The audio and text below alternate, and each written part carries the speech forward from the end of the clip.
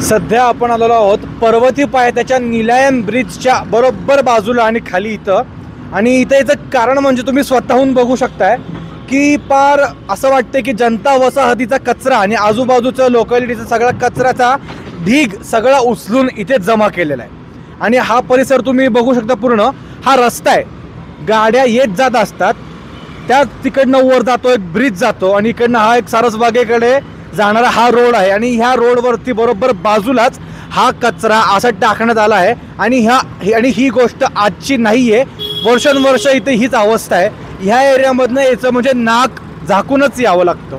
म्हणजे इथं ह्या भागात तुम्ही बघू शकता वेगवेगळे गाळे देखील आहेत आणि हे गाळे बंद अवस्थेत आहेत. कोणाचे ते माहिती नाही, आपल्याला पडायचं पण नाही. परंतु आत्ता या ठिकाणी जे गोष्ट चालू होती म्हणजे या ठिकाणी असलेला कचरा. आणि इथे बघू शकता तुम्ही की ढीग केव्हापासून त्या कचऱ्याची अवस्था बघता, हा कुठनं काढलाय, कसा काढलाय आणि कसा थर याचा साचून ठेवलाय माहिती नाही, किती जुना कचरा. आणि परंतु ह्याच्या मागे देखील अजून एक ते गेट तुम्ही बघू शकताय.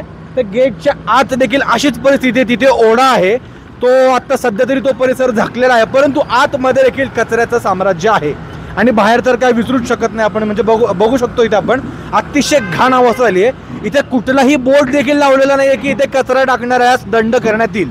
म्हणजे पुणे महानगरपालिकेचा पुन्हा एकदा भोंगळा कारभारच हा बघता येईल. मागच्या वेळेस आपण रिपोर्टिंग केलं होतं जनता वसाहतमध्ये जाऊन की जनता वसाहतमध्ये जो कॅनल होता तो पूर्णपणे कचऱ्याने भरला होता. आणि जनता वसाहत इकडनं हार्डली 100 ते 200 मीटरवरती असेल, तिकडच्या ह्या परिसरामध्ये हा कचऱ्याचं साम्राज्य पुन्हा एकदा आपल्याला दिसून येते. तर या गोष्टीवरती पुणे महानगरपालिकेने ॲटलिस्ट नागरिकांची काही इकडनं आपल्याला तक्रारी आल्या, त्यांचा अशी मागणी आहे की इथे ॲटलिस्ट मनपाचा एक बोर्ड तरी लावण्यात यावा की इथे कचरा टाकणाऱ्यावरती दंडात्मक कारवाई करण्यात येईल. परंतु इथे काहीही तसं केलेलं जात नाहीये. आता या गोष्टीवर तुम्हाला काय वाटतं? तुमच्याही भागात जर अशा प्रकारे जर कचरा टाकण्यात येत असेल तर आम्हाला कमेंट्सच्या माध्यमातून सांगायला विसरू नका. आणि पाहत राहा न्यूज.मी अंशुकाशील.